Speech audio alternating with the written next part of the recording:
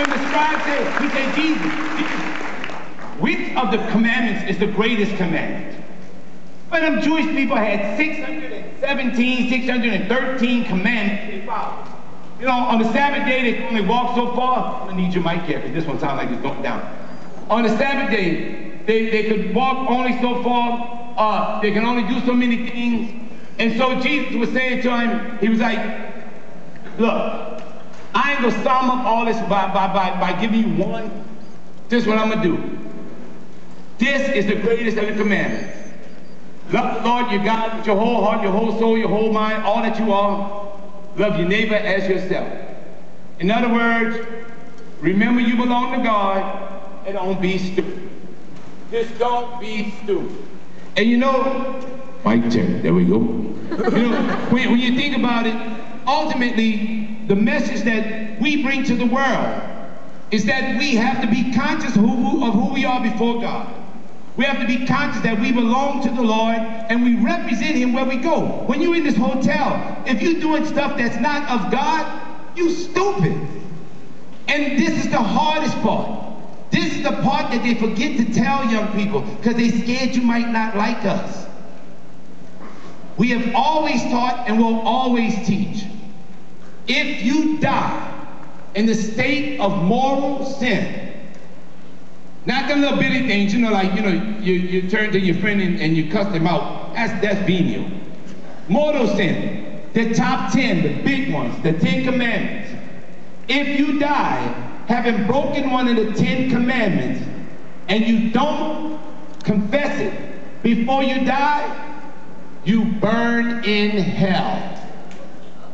Let me repeat, because I don't want to confuse nobody. If you commit one of the top 10 sins and you die, having not confessed it before God, you burn in hell. See, in the 70s, they tried to make it all fluffy. We brought rainbows and butterflies all up in the church. Everybody was happy, and you know it, clap your hands. And so, like, we gonna feel good because we're gonna focus on God's love. God loves us so much. I love you, everybody. Love, love. But they forgot to tell us that, but if you choose to go against God's love, which we would know as sin, you die. Well, you have made that permanent decision. You have made a permanent decision. So don't get up to heaven and try to blame God when you find yourself in the fires of hell. Don't get up to heaven and say, well, Lord, you didn't tell me. Oh, he told you for 4, 5, 6,000 years. How much more you got to know? If it was wrong then, it's wrong now. So if I was you on this weekend, on this journey, I'd pick up the top 10 and start checking myself. Do I put anything before God? Do I use the Lord's name in vain? Do I not keep holding the Sabbath day? You know, am I not honoring my parents? Am I stealing, killing, committing adultery, coveting my neighbor, his wife, his sister, his cousin Pookie? I don't care. Do I look at his stuff and I'm envious, I'm greedy, I want his stuff too? If you're doing any of that and you die, you burn in hell. So, got a solution for you. If you are out there doing something that you know you ain't supposed to be doing, if you are out there doing something that you know is just stupid according to your mama and God, here's your solution. Stop.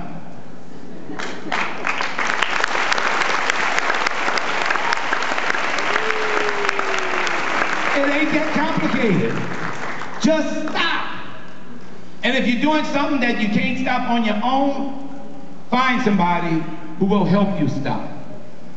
Because ignorance is when you don't know something. Stupidity is when you know it's wrong and you still do it. You can't get into heaven doing stupid stuff. Ignorant people can get to heaven because they don't know it's wrong. Stupid people burn in hell. Why do we know that? Because we have another S word that goes with stupidity. The definition would be It's a grave matter. You have full knowledge of what you're doing, and you do it of your own free will. In the church, we call that what? Sin. Sin.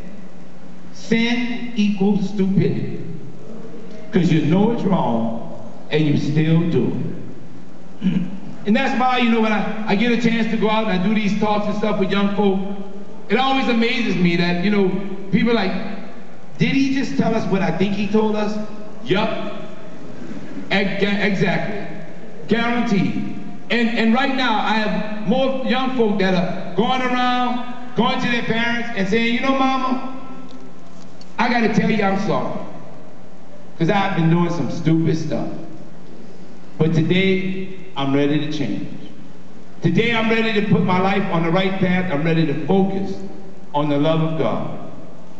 Because ignorance is when you don't know something. Stupidity is when you know it's wrong and you still do it. And you know, when I go out and I do talks and stuff like that, a lot of times I'll tell people about the life journey I've been on, and they'll say stuff like, you know, at youth conferences, they'll bring all the ex-people up to speak to you, like ex-drug users, ex-alcoholics, ex-fornicators, ex-this and ex-that. Guess what? I ain't got nothing that I can tell you I used to do. I really don't. Believe it or not, my whole life I've been a pretty good person. Ain't been perfect, but I don't really have like no major thing to come up, you know. Back when I was your age, I was smoking, I was doing everything, you know, I was out there, y'all, I was out there, God called me.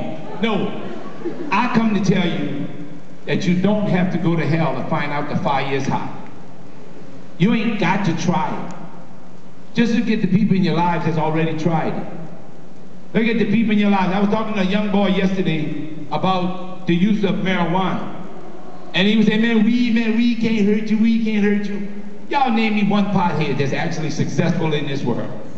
Now pick one in your family. Pick one in your family, except for Lil Wayne. But still, pick one in your family. And he's real successful. I'm like, yeah, right. And so you know, because you can have all the money in the world, don't mean that you're a success. Because in the end, how do we measure success? You're happy with yourself, your family's happy with you, but most importantly, God is happy with who you are. So what I say to you is, put yourself in check. Put yourself in check. And let God handle the rest. You know, before we conclude, I wanted to take an opportunity to give you a chance to ask some questions. Because I know a lot of times when you get a priest like me, you're like, oh my God, if I could just, I love you. I know, I love me too. And so, before we conclude, I want to give you a chance to ask some questions. You see, we back on up here? We might need another handheld. You got one? Yeah, we said use the podium. Use the podium? You know I can't stand still. Hey, well, you trying to run my workshop.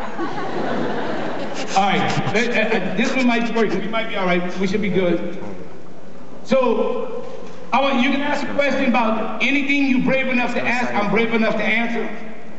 So, if you got some questions, I'm gonna drink a little water, and then Oprah right here is gonna bring you the mic. All right, I could have said Jerry Springer. All right, anybody got a question? Raise your hand.